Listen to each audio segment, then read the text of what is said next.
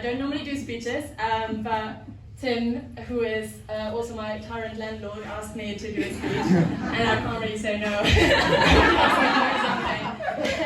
So I decided to do this properly and do a proper, serious speech. So sorry if it's going to be inappropriately serious, but you know, in German, so I can't help myself.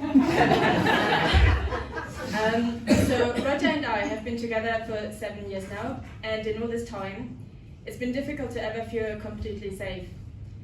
You never know when Roger will get arrested or go to prison. And in fact, last time I saw him in our home, which was just before he went back to court, he was like, Frieda, they don't have a leg to stand on, so I'll see you tonight. So that didn't work so well. Every night, the error-prone tagging system may conclude that Roger returned home at 12:05 instead of 12, as his bail conditions dictate. Whenever the doorbell rings, your first thought is that the police have come back to arrest Roger or raid your flat again.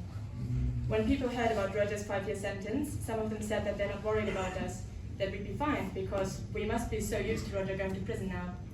I wish I could agree and pretend all of this was easy and just talk about the climate crisis and genocides, which are so much bigger and more important than our little lives. But the truth is that it isn't easy, and that you never get used to the constant threat of arrests, raids, or imprisonment. But you learn to cope with it. Since Roger has gone to prison, many people have reached out to me to express their sympathy and share support.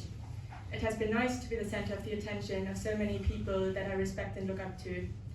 But since Roger was sent down, other things have happened as well. A friend of mine was devastated by unexpectedly losing her job. In tears, she apologized to me for complaining about her situation when what I'm going through must be so much worse. Another friend was abruptly left by the man who she thought she was going to spend the rest of her life with. The same week, she was made redundant, and she was no longer sure if she could afford living in the same flat without her job or partner. And yet in that same week, she spent hours on the phone listening to me, whining about my life and my problems. I'm glad that we sat outside Southwark Crown Court today, and I hope that we will succeed and that all our friends will be freed. But I know that whatever happens, none of us will ever be completely safe from the pain that me and my friends have recently experienced. Some of us in this room will go to prison one day. Some of us will one day wake up and find themselves being the partner of a prisoner.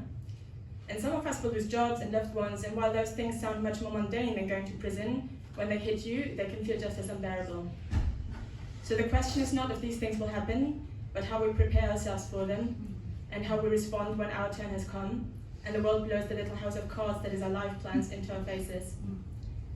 And in a way, being together with someone who's constantly on the brink of being arrested prepares you very thoroughly for the chaos of life.